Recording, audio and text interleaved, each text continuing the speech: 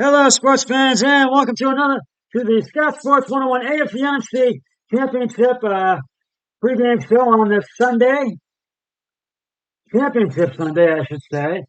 It's the Eagles and Niners in the NFC Championship game, and the Bengals and Chiefs in the AFC Championship game. We'll talk about both games while it's underway. We'll preview the AFC one that's going to be happening later.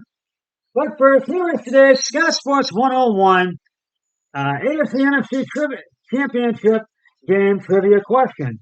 And it's a 49ers trivia question, so it's an NFC Championship trivia question. What is the name of the winning touchdown reception thrown by Joe Montana during the NFC Championship game in 1981? I will have the answer later in the podcast. It's the AFC NFC Championship games today, as we are down to the final four teams in the NFL playoffs. That means after today's games, we will know which two teams will be in Super Bowl 57 on February 12th at State Farm Stadium in Glendale, Arizona. In the NFC Championship game, it's the Philadelphia Eagles and the San Francisco 49ers at Lincoln Financial Field in Philadelphia, Pennsylvania. And here are five team matchups to watch for in today's NFC Championship game between the Eagles and the 49ers. Only one of the early season concerns surrounding the Eagles was their occasionally porous run defense. Those concerns began to fade away sometime around week 11 when the Eagles signed Linval Joseph and Nademikan to fortify their defensive line. And it's interesting that following view the following view from the San Francisco 49ers is that the Eagles' run defense is their biggest weakness. And I think most Philadelphians would differ, and their biggest concern would be Jonathan Gannon calling soft shell defenses and getting picked apart in the short to intermediate areas of the field. But I digress and disagree. And if you look at the Eagles' schedule from week 11 on,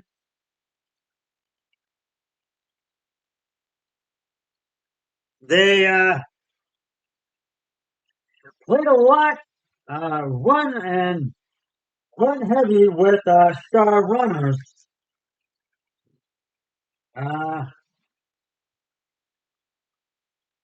I would certainly agree that the Eagles are not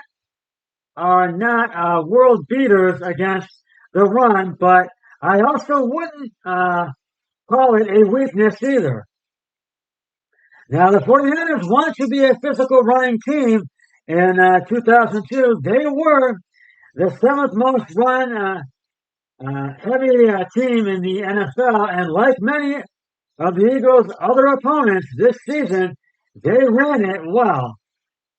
And to be determined how healthy the 49ers running backs will be on game day, Christian McCaffrey and Elijah Mitchell didn't practice on Wednesday, but I think while Deebo Samuel, who moonlights as a running back, was limited. But I think all three of them are playing today, I do believe. There have been some games this season in which the Eagles have had poor tackling performances, notably against the Lions and Cardinals. They have been much better in the back half of the season on the front, but getting guys to the ground should still be a major point of emphasis on Sunday, because Samuel McCaffrey and George Kittle are ones that can really get guys to the ground. But Philadelphia has the advantage of a more experienced quarterback in Jalen Hurts, who has a great supporting cast that includes wide receiver Devontae Smith and, and A.J. Brown, tight end, and so it's Devontae Smith and A.J. Brown, they're both wide receivers, tight end Dallas Goedert, and running back Miles Sanders, but he's still recovering from, from a right shoulder strain suffered more than a month ago. Now, Jalen Hurts is really throwing. He ran for a lot last week. He's throwing I think 11 touchdown passes and had 350 passing yards in that game last week. Correct me if I'm wrong. Meanwhile, the 49ers come into this championship game as 2.5 point underdogs. The Niners and Eagles have not faced each other at all this season. So it's going to be a challenge.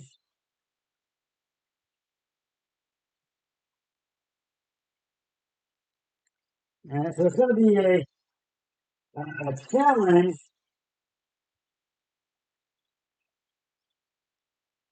for the 49ers today because the Eagles are not going to go away quietly from their home field in Philly, but you can't count the Niners out by any means. Uh, Brock Purdy has done the miraculous, gone from the last pick of the 2022 NFL Draft and a third-string quarterback to 7-0 as the San Francisco 49ers starting quarterback with a 116.0 passer rating in that span since week 14, the highest in the NFL and the best passer rating by a 49ers player in a 7-game span since Hall of Famer Steve Young in 1996-1997. It's remarkable. One of his most impressive traits is his ball security with 14 touchdown passes and only 2 interceptions, none in the playoffs. Uh, in the playoffs.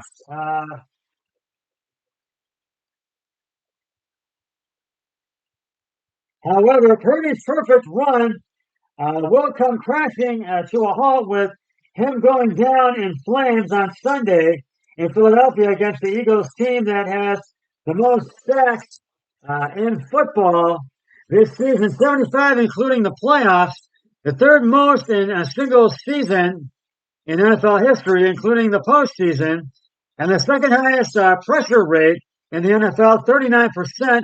The rookie had performed well under pressure in his first 6 starts, registering uh,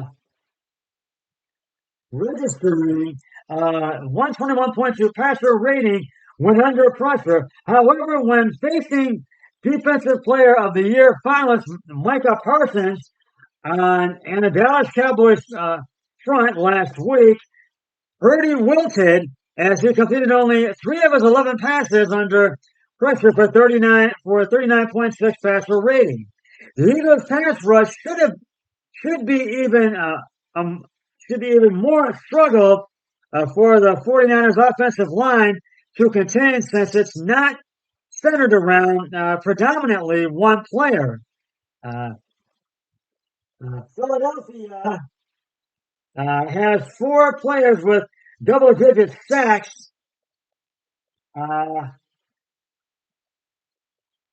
this season. Linebacker Hassan Reddick, 16.0. Defensive tackle Justin Hargrave, 11.0. Defensive end Josh Sweet, 11.0. And defensive end Brandon Graham, 11.0. The most in NFL history. When Purdy does make his eighth career start on Sunday, he will become the fifth rookie quarterback to start a conference championship game, joining Sean King on the 1999 Buccaneers, Ben Roethlisberger on the 2004 Steelers, Joe Flacco on the 2008 Ravens, and Mark Sanchez on the 2009 Jets. Those quarterbacks won a combined 0 for 4 while throwing 4 passing touchdowns and interceptions.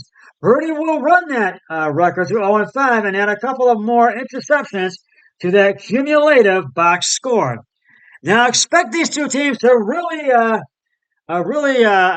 duel it out against each other, and expect the 49ers offensive front line to really put pressure on the 49ers defensive front line and their offensive front line as well. So, and we're going to get back to, we're going to preview the other one in just a moment. But before, let me give you an update here on the score. And right now it is 7-0. 49ers with 2:16 left to go in the first. It's a 2nd and 9 to Philly 27. And I'm going to go into plays just for a moment here because the Philly touchdown, and it was scored by, I got to see who, Micah, Miles Sanders left guard for the 6-yard touchdown. LAS extra point was good, and it's right now 7-0. 49ers. I mean, it's 7-0 Eagles. So it's, I think, going to be a long day for the 49ers, but they really need to score early. They need to tie this one and go ahead if they want. They got to score early and really score through this first half and in the second half if they want to get the win. But I think that the Eagles are going to prevail in this game. And I have picked the Eagles. This is one of my picks for today. I have picked the Eagles to beat the 49ers 31-14. Now I'm going to reveal the answer to today's Scott Sports 101 AFC NFC Championship game trivia question. And it's an NFC Championship game trivia question. It's a 49ers trivia question. And what was the name of the game-winning touchdown reception thrown by Joe Montana during the NFC Championship game in 1981? If you said the catch, you are correct. In the NFC Championship game, Joe Montana threw a reception during the NFC Championship game that was named the catch, and the 49ers went on to win the AFC Championship game, the NFC Championship game, and made their way to Super Bowl 15 playing the Cincinnati Bengals. So, and I'll have another trivia question on my next podcast, so stay tuned for that. Now, in the AFC Championship game, it's the Kansas City Chiefs and the Cincinnati Bengals, a rematch of at Arrowhead Stadium in Tennessee, Missouri. It's a rematch of last year's AFC Championship game between these two teams. And as you may recall, the Bengals won last year's championship game, beating the Kansas City Chiefs in overtime to make their way to Super Bowl 56. And where the Bengals lost to the LA Rams in that one last year in Super Bowl 56. So,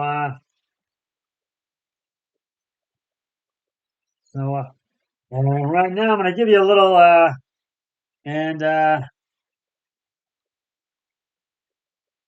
give you a little preview on that game.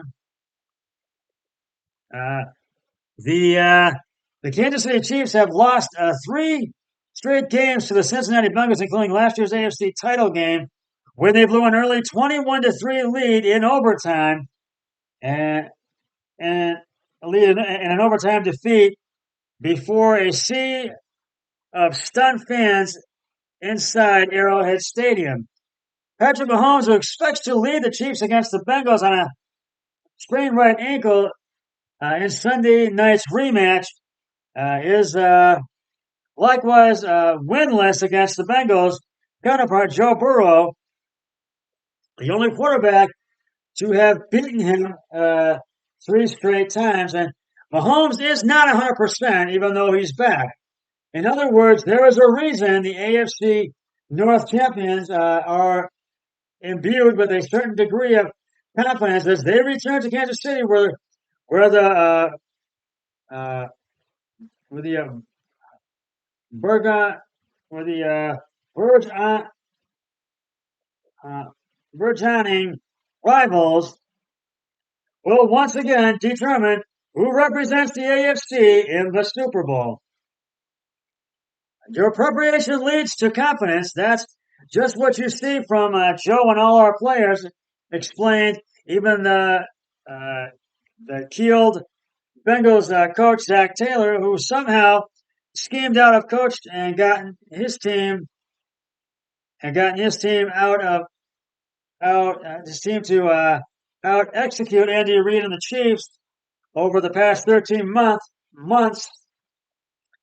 So when they walk on the field on Sunday, they're relaxed. In fact, the Bengals are so confident they have taken a calling.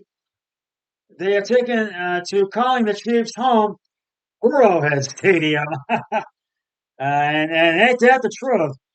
Which, as you can imagine, doesn't sit well with the AFC West champs.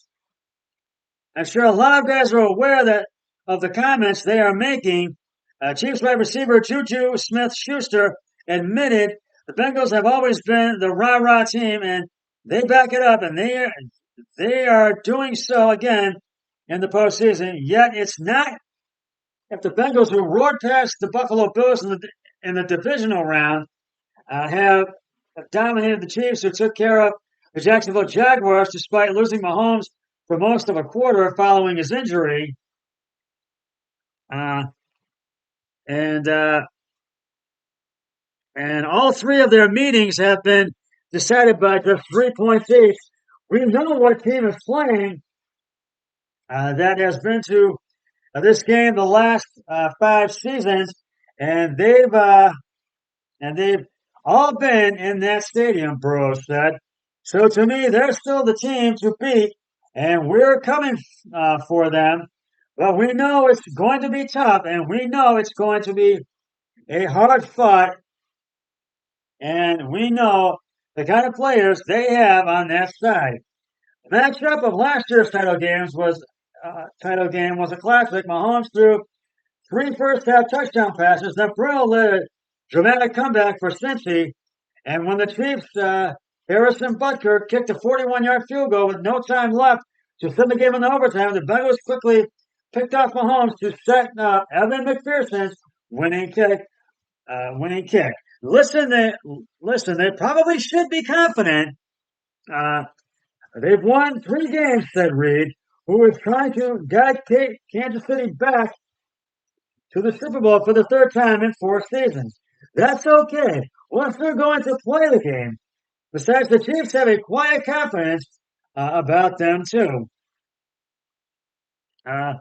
I would say they know us, and we know them, and we are all searching for that little extra that you know can throw at them. Reid said, "We've played each other enough that I'm sure both sides feel the same way." Mahomes I'm going to tell you about a little bit Mahomes on the men's. The quarterback, the Chiefs All-Pro quarterback, practiced unusual this week, said Mahomes' ailing right ankle did not appear more heavily taped than the left, and his ability to scramble is a big part of his game, through particularly when it comes to finding time to make off scheduled throws, and any hesitation could be costly for Kansas City's offense. It's about being a competitor, Mahomes said this week. you want to be out there, especially in these games. And you got to have a recharged run game. They've recharged that as well. The Bengals often struggled to run the ball this season, but Joe Mixon dominated the Bills last week despite an offensive forced to use a trio of backups because of injuries. He finished with 105 yards rushing and a touchdown. That's nothing I'm surprised about, Mixon said. At the same time, it's a great thing to be able to contribute in a major way with teammates in a crucial moment. So as the moments get bigger, I just have to keep elevating my game. Speaking of running, whatever the limitations on Mahomes because of his ankle, the Chiefs will almost certainly try to help him out by getting their run game going. Isaiah Pacheco had 95 yards on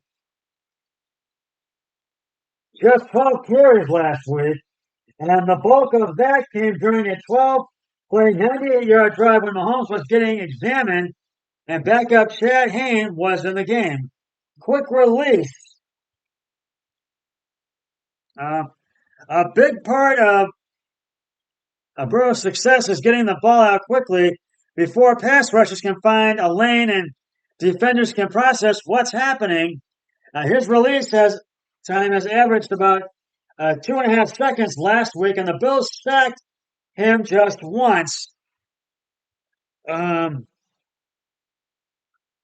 can't let him sit back in the pocket and get into rhythm throws because that's when he's most dangerous. Chief safety Justin Reed said, "You're not going to win games if you don't get sacks and turnovers, especially against a team like this." And now here's some intriguing matchups.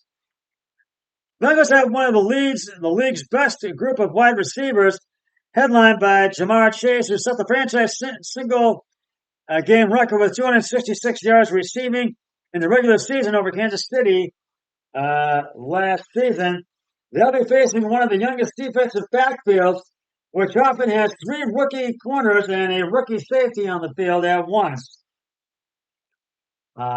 Hopefully, we have grown enough that we can match what they put out there. Chiefs defensive coordinator Steve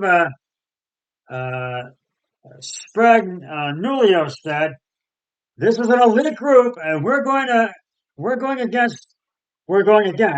We have to have an elite game. We have to play our best game of the year." So this is really going to be one of those games that can go either way. And so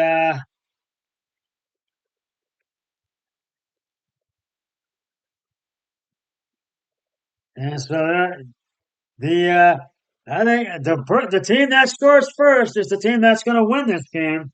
But I'm going with Cincinnati for that game, so that's what. And that means, as you can figure out, I am picking the Philadelphia Eagles and the Cincinnati Bengals for Super Bowl 56. And those are my picks. And well, that's just about going to wrap it up for this edition of for the Scout Sports 101 AFC NFC Championship game Sunday pregame show. And I'll be back with the NFC Championship postgame show. And I'll get you all set for the AFC Championship and recap the NFC Championship game between the Niners and Eagles once that game has concluded. But until then, always remember, be a team player each and every day and every way possible. So long, everybody. 3, 2, 1, I'm done.